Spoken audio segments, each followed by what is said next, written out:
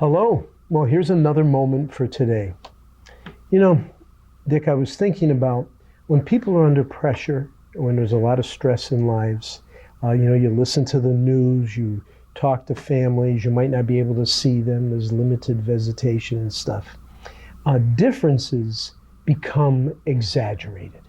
Why is that person doing that? And how come they got this? And why is this different than it's ever been? Maybe in this time we have to step back and reflect on maybe it's not necessarily a right or a wrong, but that maybe there's something we can learn about ourselves from those differences. Yeah, it's a good point.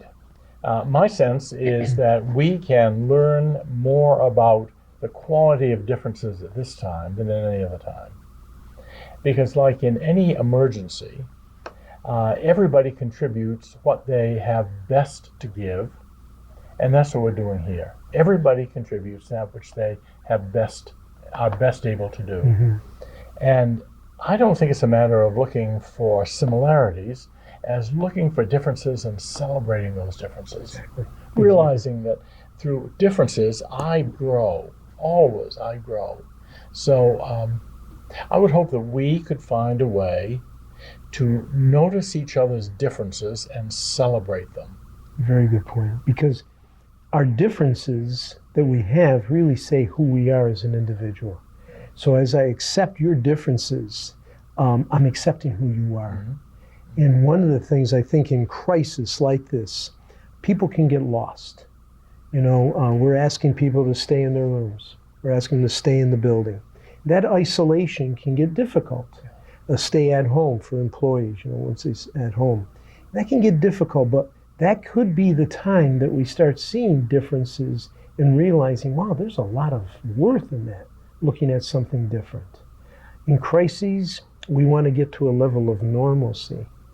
But in this one, every day there's something new. Right. So maybe the expectation, as you say, is let's celebrate those differences. Let's see things differently and then learn more about that person as they're different.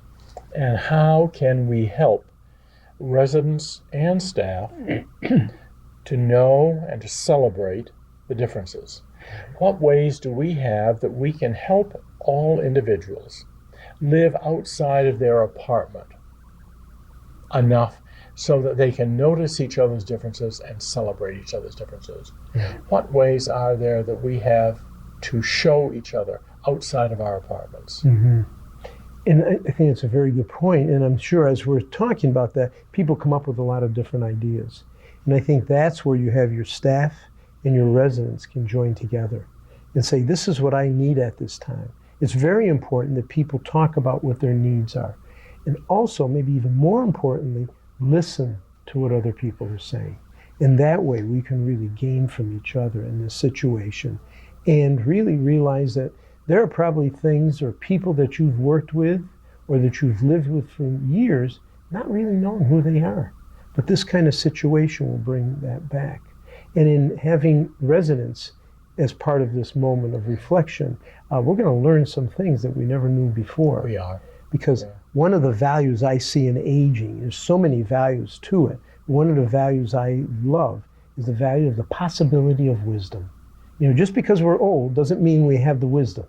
But we have the opportunity to have a lot of that, to really learn from that. And wisdom basically is the knowledge that we can share without having our ego get in the way of it. It's just, this is pure knowledge.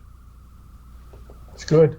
So, you have something to think about for the day, to reflect, look at the differences around you, and maybe the question is, how do I react to those differences? How can I embrace those differences? And how can I learn from those?